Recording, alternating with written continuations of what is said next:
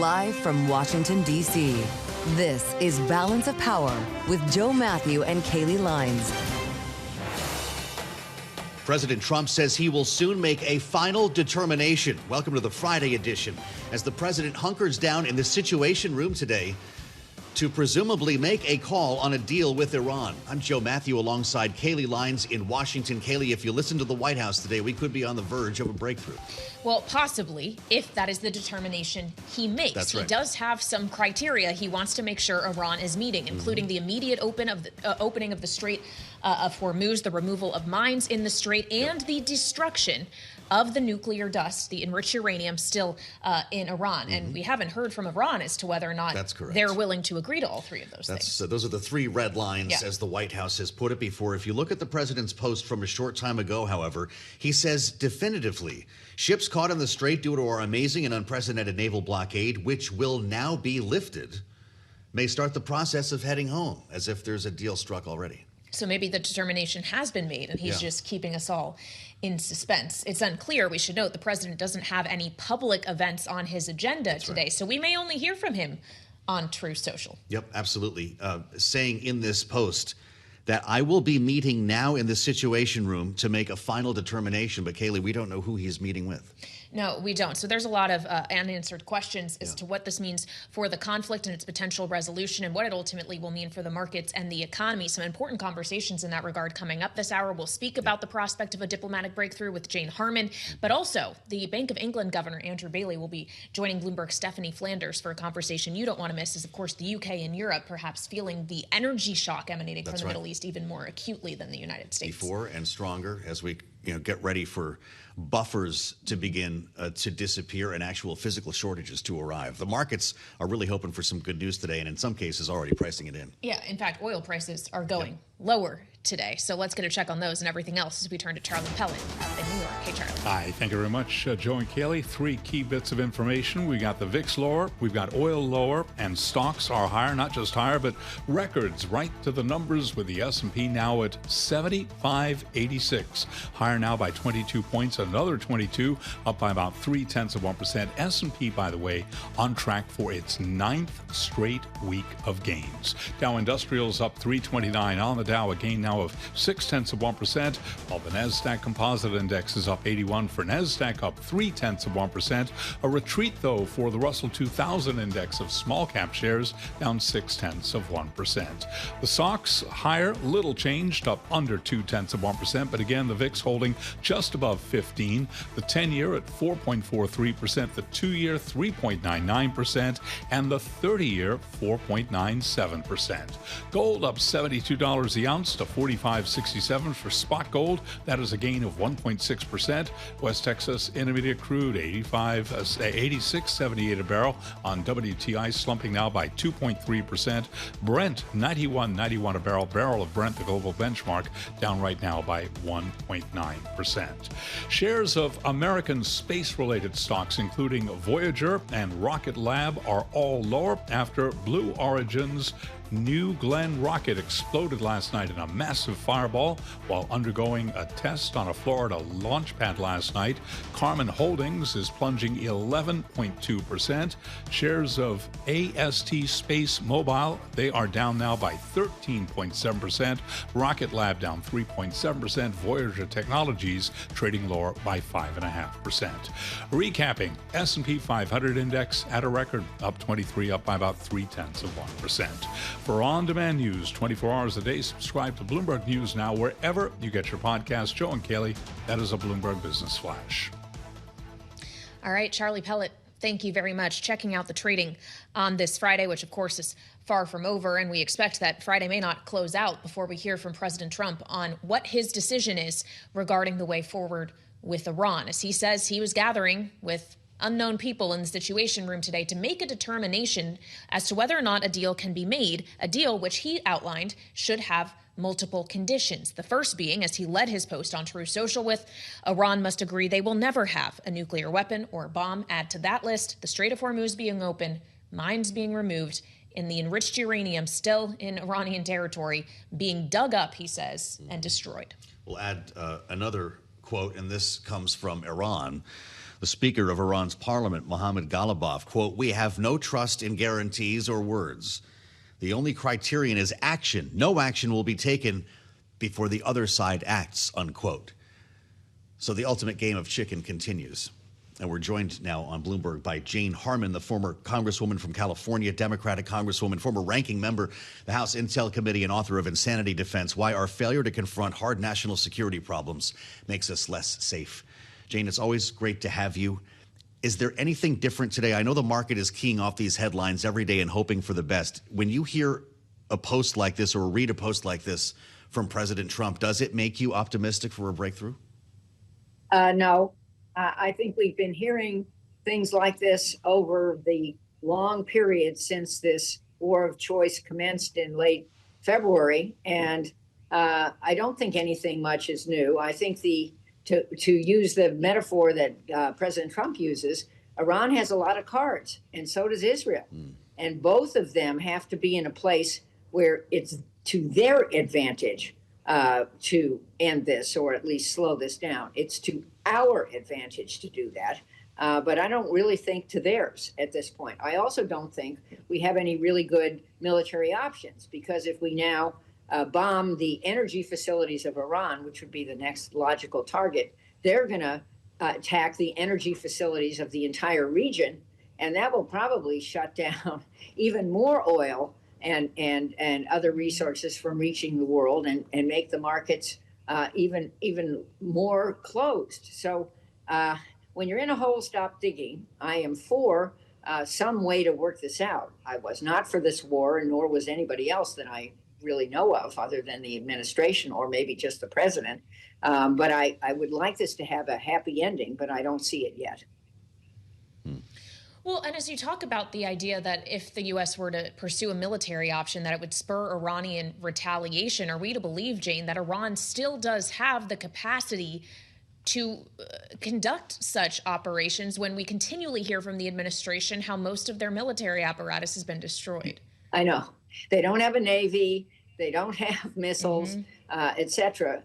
And that is true, that we have degraded their capacity. But they do have drones, and they're manufacturing more drones right now. And we've learned that modern warfare can be enormously effective using these small autonomous vehicles. And Ukraine has taught us that. So they're still in the game. Plus, the regime has not been replaced. Their third level, as Trump calls it, is very hard line and playing this game of cards pretty well. Interestingly, today, Pakistan is in town, Jane. Of course, an important mediator here in negotiations, and the president has been speaking very affectionately toward Pakistan and the role that it's played in this entire saga. The foreign minister in Washington to meet with the Secretary of State, Marco Rubio, across town. Israeli and Lebanese officials in D.C. today for talks on their ceasefire. Could we look back on these meetings as an important inflection point? I would like to look back at them or forward to them as an important inflection point. But again, I don't see it. Israel has shown no real signs of backing down from this massive bombing and clearing space in southern Lebanon. And it's to Israel's advantage, or Bibi Netanyahu's advantage, to keep this war, that particular war, going. There's no real progress in Gaza that I can see. Again, these are ceasefires, but they don't really cease. Same thing in the Strait of Hormuz. I would point out that it's reported that Pakistan was asked to join the Abraham Accord. This is another thing in play. And it really was a good initiative of the Trump administration. But Pakistan apparently has turned that down. And let's also understand that Pakistan has nukes.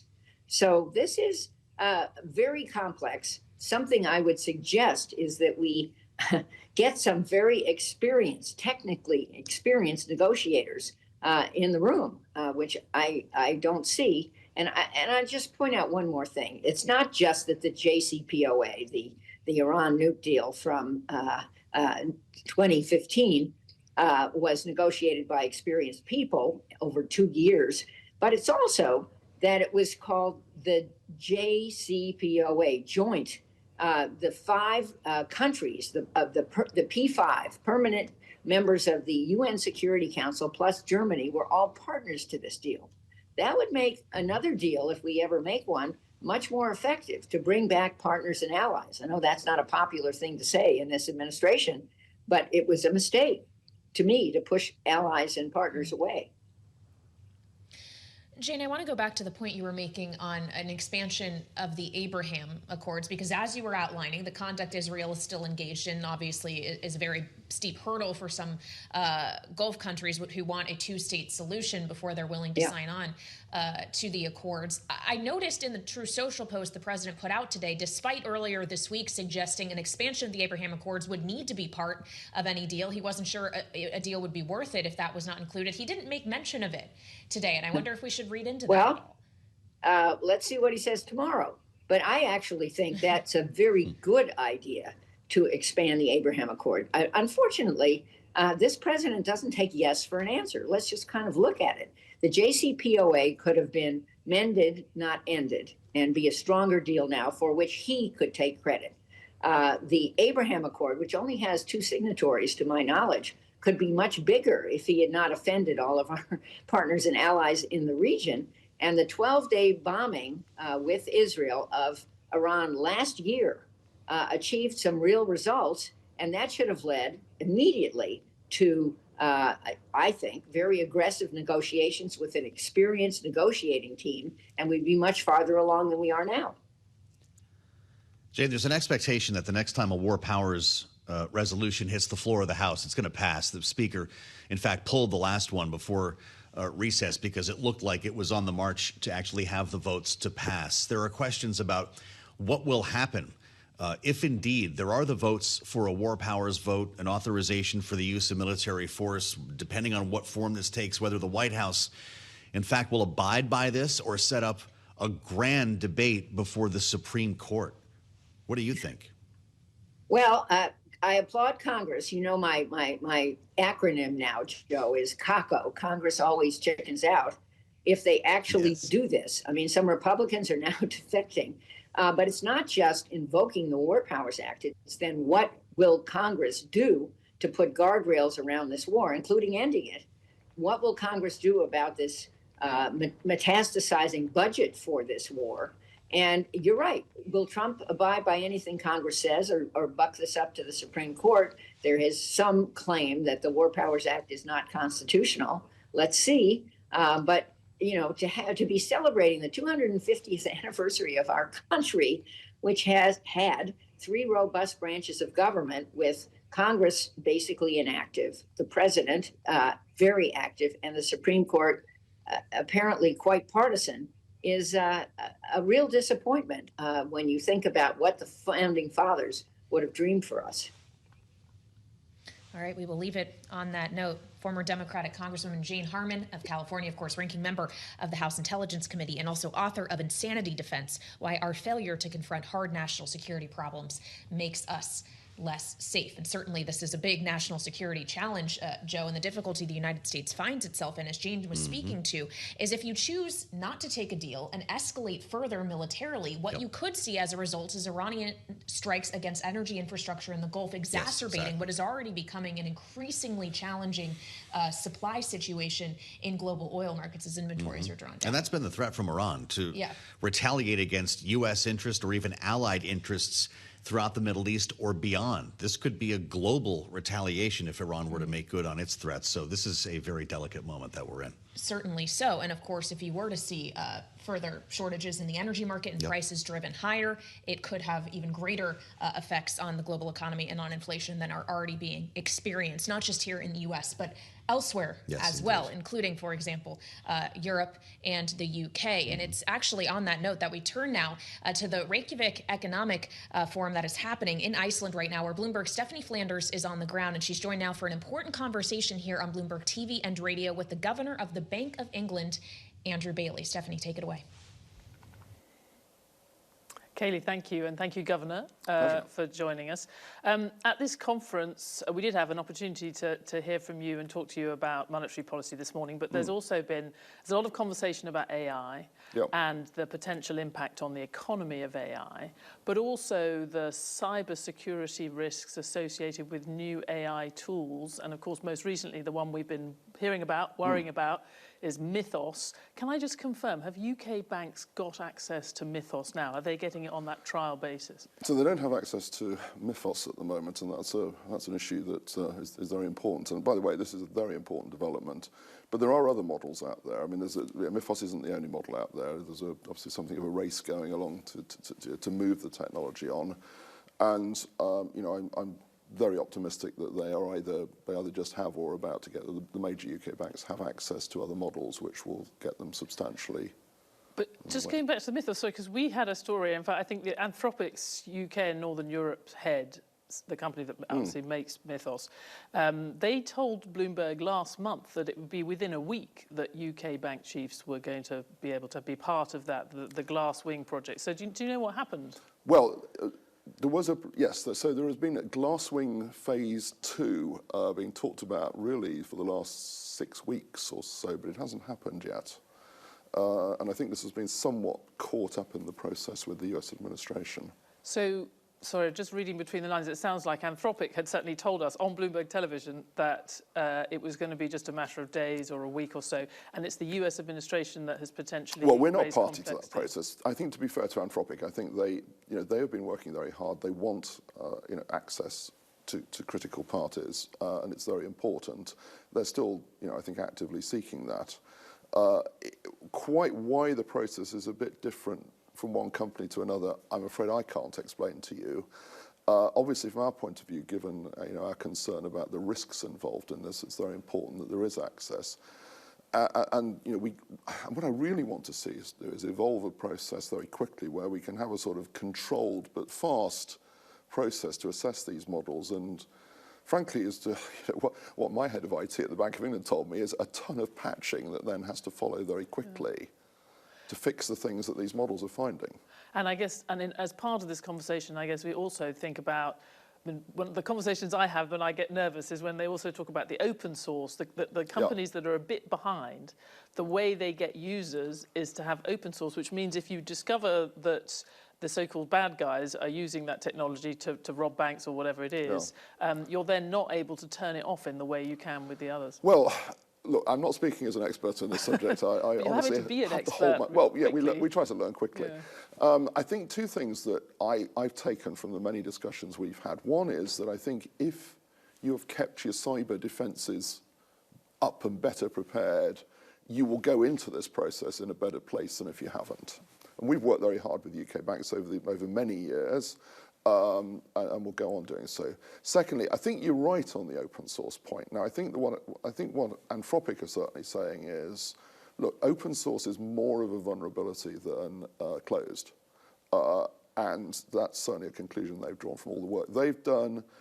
Now, I mean, the two things I think, however, follow. One is there's a lot of open source out there. Two, again, I'm not an expert in this field. There's a lot of almost theological, doctrine about open source and not open source, which this is somewhat pushing against. So yeah, I think because we've tended to say there's been a sort of inclination towards open source, but in this case, it feels like it's more. It's being questioned. I mean, does it highlight sort of overall the risks of? I mean, going back to the Anthropic thing of having US-owned companies being absolutely dominant in this space, and actually UK banks, you being in the position of kind of begging to the Americans to get access to this? Well, look, I don't take a particular position on where the sort of, in a sense, the companies are based that are developing these things, because this is a very, very big development, and it's actually very important, and there are many good things that will come out of this.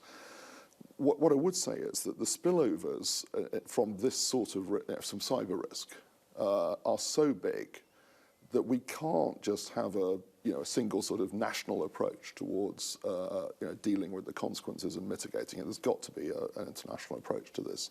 It's got to be in a sensible, sort of firmly based international process, because I think anybody who thought, well, I've dealt with my banks, that's okay, I'm afraid that won't work, because they're all so heavily interconnected. We've got big payment systems, big messaging systems. So that approach won't work. Now, as chairman of the Financial Stability Board, you're obviously involved in lots of discussions around sort of global efforts on financial stability and looking for risks. And one area, again, where people are looking nervously at the US in particular is the run-up of private credit. Yeah. And whether there should be more of a sort of a tougher approach to at least having more reporting requirements or other things on private credit. You've highlighted that a lot of traditional banks and institutions are now very much intertwined with private credit. Is that, I mean, are you getting a hearing on that from the US in terms of the risks of that? Excuse me, yes. I think, look, first of all, private credit is playing an important role. I think it's a good thing. Let's come back to AI for a moment. We've got a very big investment demand going on for it to support the innovation in AI and in the tech sector more broadly, and private credit is an important part of meeting that demand, and that's a good thing. What I think we have to look very carefully at is the word private can be misleading in some ways because it is not an island on its own. It is connected into the system, into the broader system. A lot of the underpinning liquidity will come from the banking system. It is connected into the banking system. That's not bad. That's inevitable. So it's very important that we understand those interconnections, how they work. Are there points of sort of fragility in there? That's why at the Bank of England we're doing a second system-wide exploratory scenario to follow on the one we did on hedge fund activity and major government bond markets a couple of years ago. So that's the first thing. The second thing I think is important is, and I think this is particularly true with the spread into sort of so-called retail investment, is do the investors understand the assets they've got and the characteristics of those assets? Because there are clearly, there are some signs of strains in the market. I think they're often described as idiosyncratic. Okay, every incident will have a different story attached to it. But we are seeing some increase in requests, quite a big increase in requests for outflows to take liquidity out. And I think how that plays out will depend on what investors think thought they had relative to what they sort of now think they've got. Just to run through in another area where you've got quite a big distinction now between the UK and the US, or at least there has been in the proposals you had put forward, was for stable coins and the basic approach you'd had towards them. Are you now scrapping the idea of capping the amount of stable coin that individuals and businesses can hold? Well, we've looked again at that for the UK, and we'll be coming out with our proposals shortly, before the summer. So it's still, because it was supposed to be in June. Yeah, I'm expecting before the sort of summer holiday season takes off for us, we'll get that out. If you don't mind, are you looking at looking at total issuance sort of limits instead of? That would certainly be an option. Let's see where we get to. I think the other thing that I would emphasise with stable coins is to put the global hat back on again, is that we are going to have sort of what I call sort of rules of the game, as it were, for the use of stable coins cross-border. And we are going to be approaching the point when we really do need to sort of get seriously to work on that side of things, because that's going to be important. Because again, what I always say, what we want to get the benefit of is digital technology and all the benefits that will bring with it in the payment system. Now, you can do that in all sorts of ways. You can do it through central bank digital currency, you can do it through tokenized deposits, do it through stable coins. I don't think we should be in any sense sort of biased in our approach to that. But there are going to have to be sort of rules of the road, as it were. But you've been saying something similar to that in various ways, for a while. Yes. And it doesn't seem like there's any appetite on the other side of the Atlantic to have rules of the road or really very many limits on this part of the market at all. They see it as a big competitive advantage for the US. Yes, but I think the rest of the world is going to take a different view on that. And on the central bank digital currency, again, the US has now gone out of its way to ban, in the Genius Act, to ban the US, the Federal Reserve, from producing a digital dollar. A retail, yes. Will there ever be a Bank of England, will be a digital pound? Well, we're continuing to work on it, and it's very important we do, because it helps us to understand the underlying technology.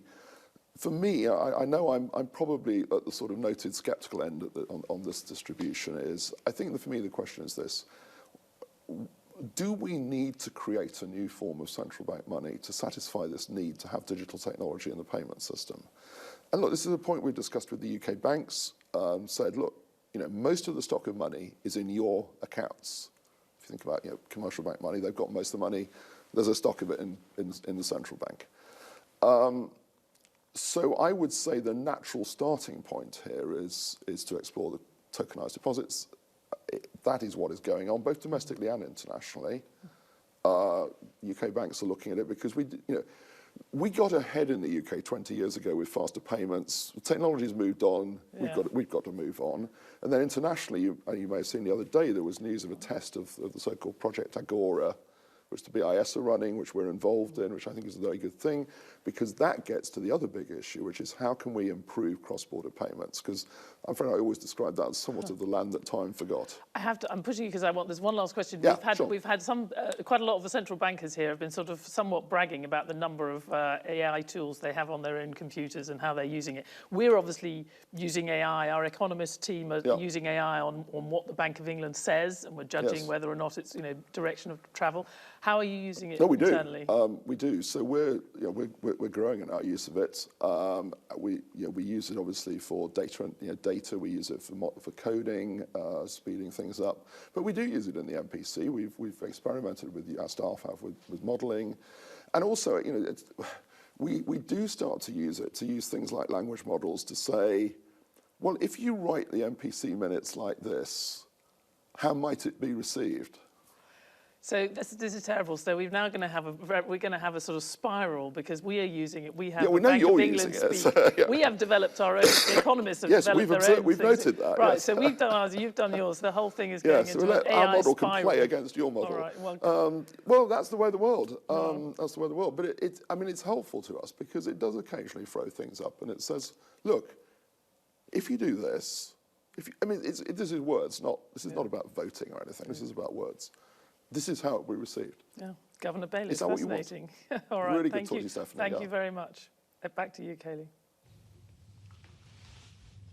All right, Stephanie Flanders, live in Iceland with the governor of the Bank of England, Andrew Bailey. Great conversation heard here on Bloomberg TV and radio. And Joe, fascinating to hear them talking about how central bankers are thinking about AI and the way in which AI is not only going to change how they do their work, but also the very nature of the problems economically that they will end up having to address. It's kind of amazing the tentacles this story has, whether you're talking about politics or the economy. You can't avoid this element. And here in Washington, it's an obsession right now as we reach for AI regulations that have still not materialized. We've got a lot ahead coming up with our political panel today. Kailey, the President of the United States is in the Situation Room right now. Yeah, he says he will be making a determination on a deal with Iran. Of course, Iran probably has a determination to make of its own. That's and Iranian state media right now, quoting or citing the foreign ministry, is saying that no final understanding has been reached. So once again, it's a little bit of a he said, she said conversation. Right. And pulling back a bit from our highs, not a lot, but a bit from our highs earlier. We want to check in with Charlie. Yeah, let's Charlie Pellet has the latest on the markets right now in New York before we assemble our political panel. How's it going, sir? Right. We are holding on to gains, Joe and Kailey. The Dow, the S&P, NASDAQ, all advancing as we continue to monitor developments out of the Middle East. And of course, the White House will update you immediately on any developments. But let's get right to the equity markets. We are looking at a gain of 17 points right now at a record 75.81 on the S&P. Ceasefire deals hopes are sending stocks higher. The VIX, by the way, just above 15. Oil is falling. The Dow up 344 now, up 0.7%. NASDAQ is up 50. That is a gain of 0.2%. 10-year at 4.43%, with the 2-year 3.99%, and the 30-year holding below 5%, 4.997 right now on the 30-year. We do have spot gold up $68 the ounce to $45.64, up 1.5%. Crude continues to slump. WTI down almost 2%, 87.21 a barrel. Brent crude 91.93, down now by 1.9%. Joe and Kailey, that is a Bloomberg Business Flash. All right, Charlie Pellet checking on the markets for us. Thank you so much. As we wrap up the week here in Washington, and the week will start anew next week with Congress back in session after their extended Memorial Day recess, with a lot of issues they will have to face immediately within the House of Representatives in particular.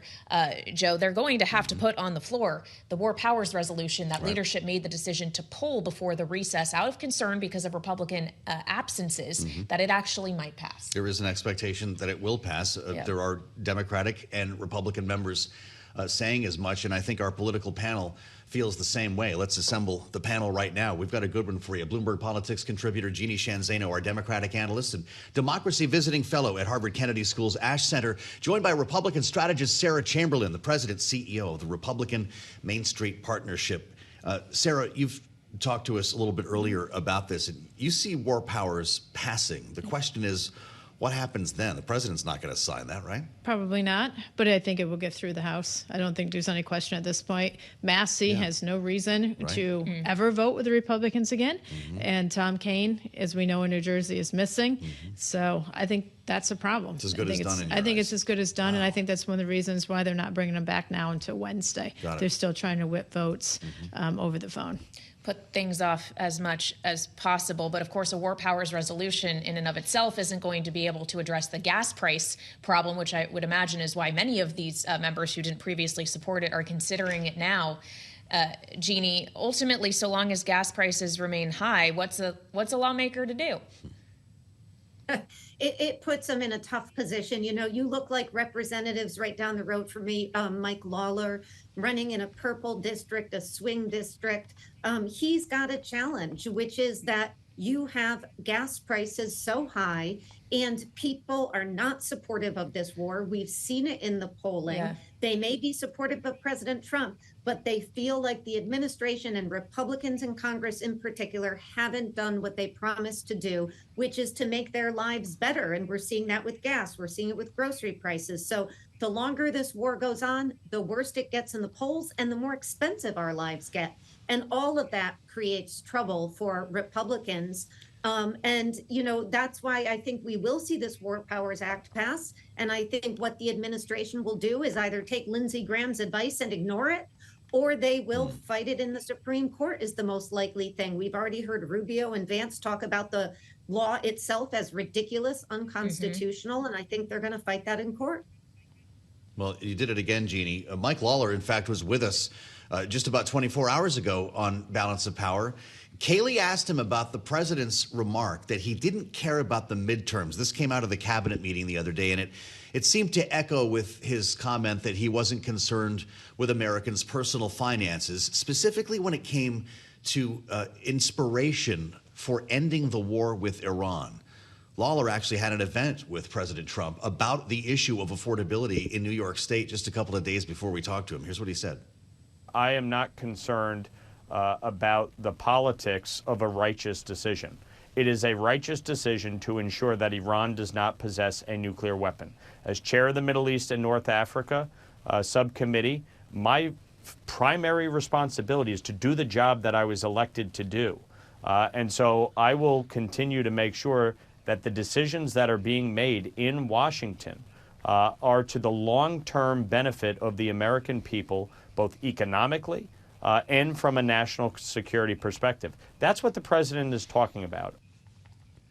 Sarah, how many members is he speaking for? This is a really delicate line. Your members have been home. They're hearing from voters right now. This is either a righteous mission that must be completed or we need to get out to get gas prices lower. Well, so Mike is a member of the Republican Main Street Partnership, as you all know. A lot of the members, they're talking about that back home. Like, we need peace in the Middle East. There hasn't been in any of our lifetime.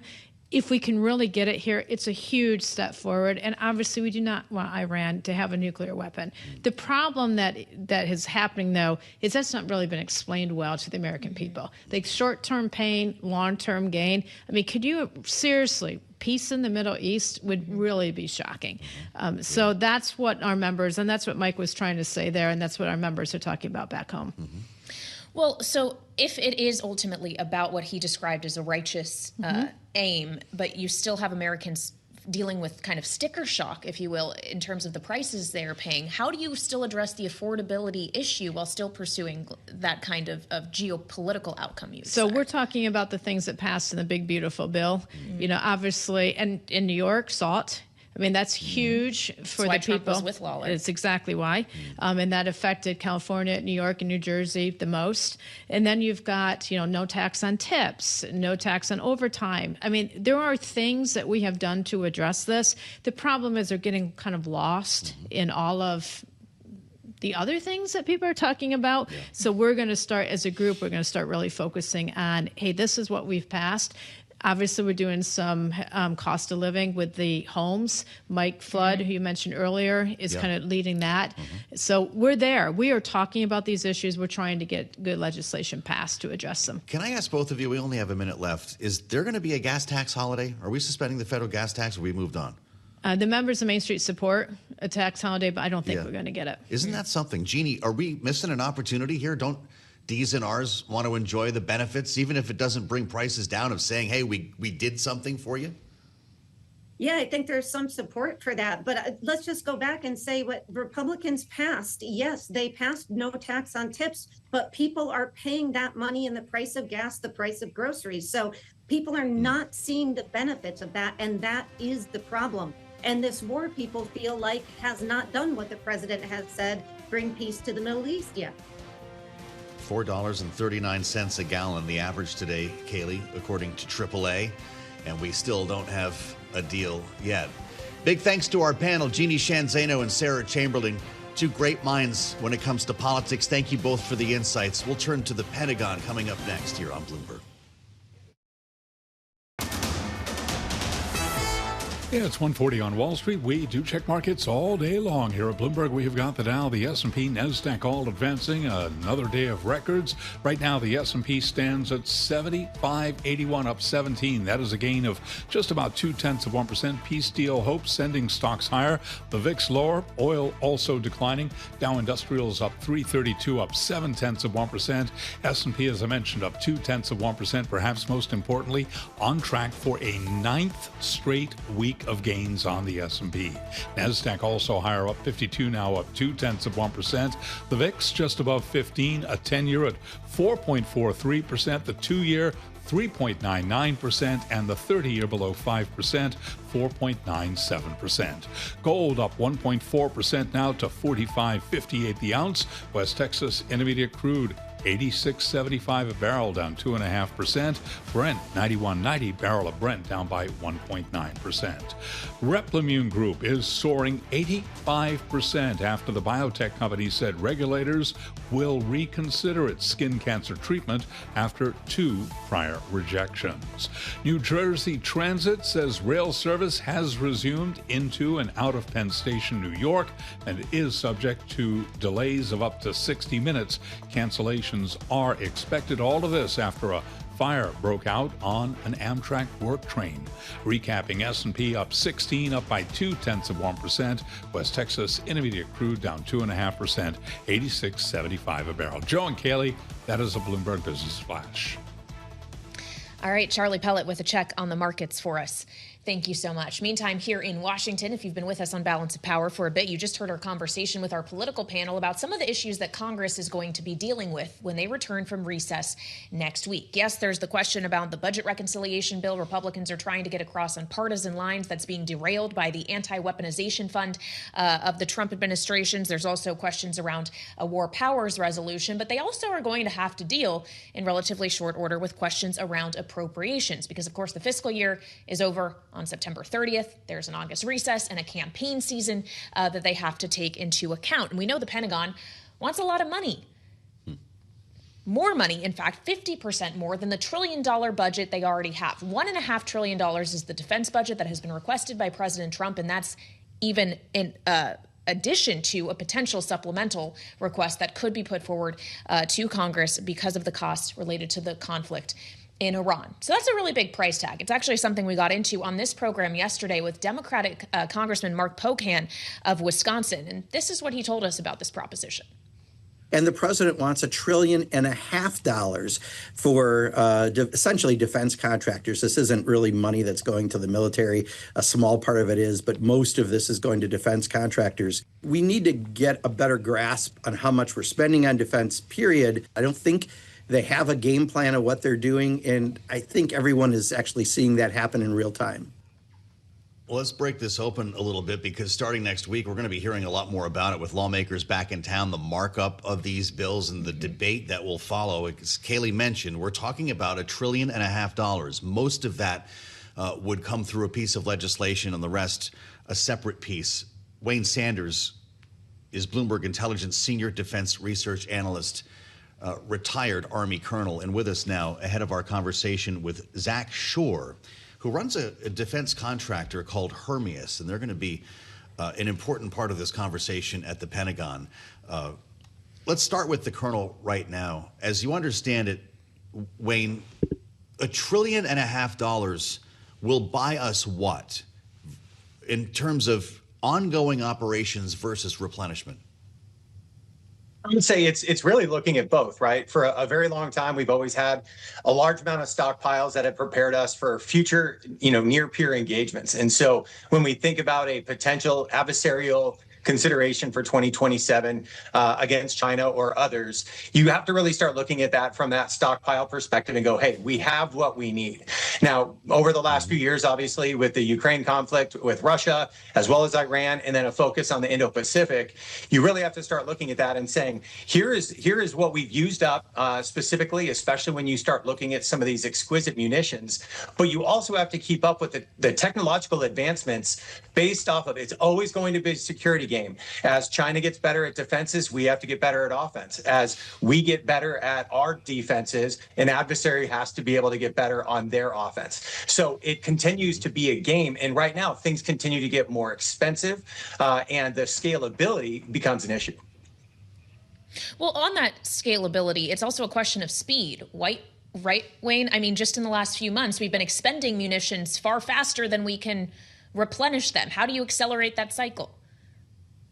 No, they have. They've actually done a very good job. The Trump administration, as well as the end of the Biden administration's really identified and said the defense contractors need to be able to step up their game, and they need to be able to provide additional scalability for their manufacturers. So look at Lockheed. Lockheed for the PAC-3 interceptors, which is the main interceptor for the Patriot system, which has been so successful all over the world. They produce about 650 interceptors a year. And so part of it is that the government has to produce a demand signal that is enough to allow these companies to be able to invest in their own programs. You're seeing a lot of that come out of Congress now. You're seeing a lot of it come from the administration in these framework agreements. And so the demand signal is actually pushing out enough so that they go, okay, I know that I'm going to have 5 to 7 years worth of demand so that I will actually do IRAD. I will actually bring some of these things in. And Lockheed's example, I'm going to stick with that one, $9.8 billion specifically to grow their capacity to 2,000 interceptors over the next 7 years. Now, when you start looking at that, that's 14,000 interceptors. That's about $56 to $60 billion of sales over time. Why is that important? Obviously, is if they only need to invest $6 billion into that into their infrastructure to be able to gain an additional $50 to $60 billion in sales, the math is going to add up. And in the past, there hasn't been enough of that demand forward out for them to do this. And now you're actually seeing that both with Congress and with the Trump administration. All right, Colonel, thank you so much. As always, Colonel Wayne Sanders, Senior Defense Analyst for us at Bloomberg Intelligence. Thank you so much. And as we consider where all of this defense spending is going and the technologies that it's going to, yes, we talk often about the big government and defense contractors, but there are new entrants in the market as well, worthy of conversation. I'm pleased to say joining us now in our Washington, D.C. studio is one of them. The president of Hermeus, Zach Shore, is with us on set here on Bloomberg TV and radio. Hermeus is a high-speed aircraft manufacturer, including hypersonic aircraft. And you're joining us, Zach, just a few days after your quarter horse model successfully completed its first supersonic flight. This is the first time a privately developed unmanned supersonic jet has had that kind of success. What can you do with it? What would it enable the U.S. military to do that we don't currently have the capacity for? Well, first off, thank you so much for having me. There's a lot of missions that a vehicle like this can unlock. We've certainly heard the Chief of Staff of the Air Force and other leaders testify on the use of F-15s and MQ-9s in the Epic Fury operation. So having an unmanned aircraft that can carry significant payloads, long distances, at high speeds starts to get you into the munitions conversation that you were just having a moment ago. As an example, an aircraft like ours, if it's hitting speeds up to Mach 3, which is what this aircraft will ultimately do, at those speeds, at high altitude, you can effectively double the range of any munition that's on the aircraft's wings. And so what you start to get is the ability to stand off your systems. And this is really important because the further your standoff, the less likely you are to attrit that system and the more survivable you are. We certainly saw with Epic Fury, again, some of the system trades that we had to make in losing aircraft that were within that sort of exchange window. So a vehicle like this gives us that long arm and that low cost. Our audience should know that you're a warrior, you're a Marine, you served in Iraq and Afghanistan. You also used to work at Andrew, which I find really interesting. And I'm wondering how you view the landscape here. We had an executive from Lockheed talk to us about expanding the capacity of missile manufacturing a couple of days ago. But a lot of folks think that you are the future. Are the old line defense contractors like Lockheed and Raytheon your competitors, or are you in your own space? It's both and. I mean, there's enough room for everybody here, and there's a lot of expertise in the primes that Hermeus doesn't have. We have a great relationship, as an example, with Pratt & Whitney, given that Raytheon's an investor. We work closely with Northrop Grumman and others. And you're using a GE engine in this aircraft. We're using a Pratt & Whitney engine. Got it. Okay. Pratt & Whitney engine. So there's a lot of different expertise in this ecosystem, and it's only going to work and scale if we all kind of work together. And the real key is creating enough operating space, economically in particular, to allow companies like Anduril, Hermeus, Castilian to enter that space and to provide new solutions. And so I think, again, as your previous guest spoke, you're seeing this administration and Congress give you some breathing room here to see new entrants. And certainly, Anduril, I was very proud of my time there, have great relationships there, was one of the sort of flag bearers of this new approach to defense tech. Well, and so on this idea of trying to expand the competition, basically, and widen the pool, is there more you would like to see the Pentagon do to facilitate that? Yeah, absolutely. I mean, it's not a very original thought. My old boss at Anduril, Chris Brose, talks about this a lot, which is it comes down to contracts. We also just talked about the example of Lockheed spending $6 billion because they now have certainty about $60 billion. The math is simple. The challenge has always been that the defense ecosystem is a monopsony. It is not a sort of a traditional market where supply and demand kind of come together in a natural way. And so, I think one of the things this administration has done very well is with DepSec Feinberg and his team understanding what long lead commitment looks like and giving that certainty. If Hermeus gets a large contract, our ability to create private capital to continue to develop and build upfront and alongside the government is of no question. It ends up in this really unfortunate chicken egg problem that we're starting to see crack. So I think, I would continue to encourage the department to invest in new entrants. I would push them to say, look a little bit more closely at hardware participants. We've seen them do incredible work on the AI side. But I do think sometimes we get a little caught up in the hardware side and giving the incumbents sort of all the opportunity there. Well, let's talk about your hardware for a moment. The quarter horse, is it remotely piloted? Is it piloted by AI? What's the payload? Can it dogfight? Yeah, great questions. All the above, right? So to start, we take a very iterative approach. I think Kelly Johnson, Skunkworks, Elon is certainly kind of the king of iteration these days for good reason. So the first version was remotely piloted. However, the vehicle is designed, and we're getting into the basic autonomy of the aircraft. It should not be flown by a human being.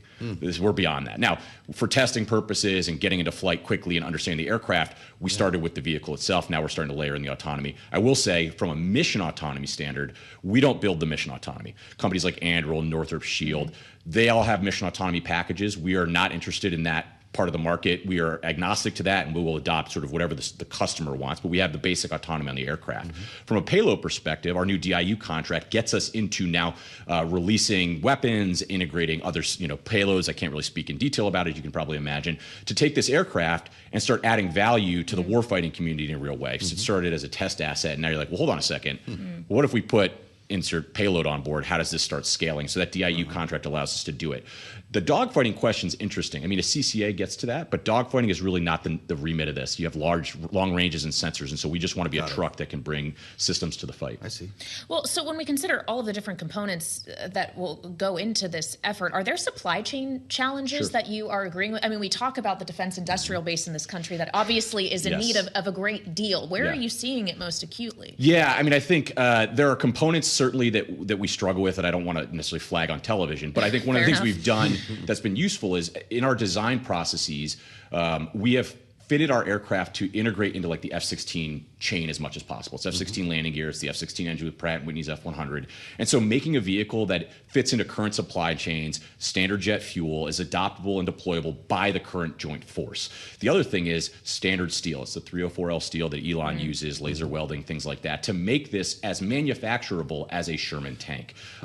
That is a key sort of part of way in which we design and prototype these systems. I want to ask you to weigh in on the concept of autonomous beyond what you just said. There should be no man or woman in the cockpit of an airplane that's being shot at, I think is your point. I had the thrill and the honor to fly in an Air Force F-16 once, and the pilot who brought me over the test firing range in Nevada said, it'll never happen, because what a human being brings to combat is the hair standing up on the back of your neck. That instant reaction, fear as a motivator, could never be duplicated by a computer. This was before the big AI wave began that we're in now. Has that simply changed?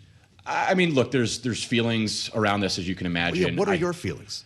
My feelings is anytime we have certainty, we should be uncertain. The idea of a declaration like that should immediately give you pause. I don't think you have to look much further than the trenches of Ukraine to say the hairs on the back of your neck have now in Ukraine been replaced with autonomous systems that are eating the Russians alive. And so it's all true until it's not true. And so I would challenge the assumption. I don't think it's a binary in an immediate sense, but over time, there's no reason why we can't at least continue to put more distance between a human being and that end system. I can virtually put somebody in the cockpit for certain. And ultimately, I want to be able to trick those systems without being able to trick human beings. And so these are some of the decisions we're going to have to make as a nation. This has been a fascinating conversation. How much time do you spend at the plant versus at the Pentagon talking to I mean, I've somehow figured out how to create 48 hours in a day, so I'm everywhere all the time. Can you let me in on that trick? No doubt. But after the show, we'll get your insights on that. Zach Shore, it's great to meet you, and thank you so much for coming in. The company is called Hermeus. He's the president, a Marine who is now putting his experience to bear in the private sector. Pretty fascinating as we go from Lockheed to Hermeus and a long distance in between. Yeah, and a conversation we will continue to have, especially as we face down where $1.5 trillion of defense appropriations that money's going somewhere. Be spent, assuming, of course, that it can pass. It's an open question we have, just as we still have the open question at this hour as to what determination President Trump will be making when it comes to a potential deal with Iran. We know he was in the Situation Room. We don't know what's coming out of it. We could have some news when we meet back here at 5 p.m. Eastern Time. Stay with us. Alongside Kailey, Leinz, I'm Joe Mathieu on Bloomberg.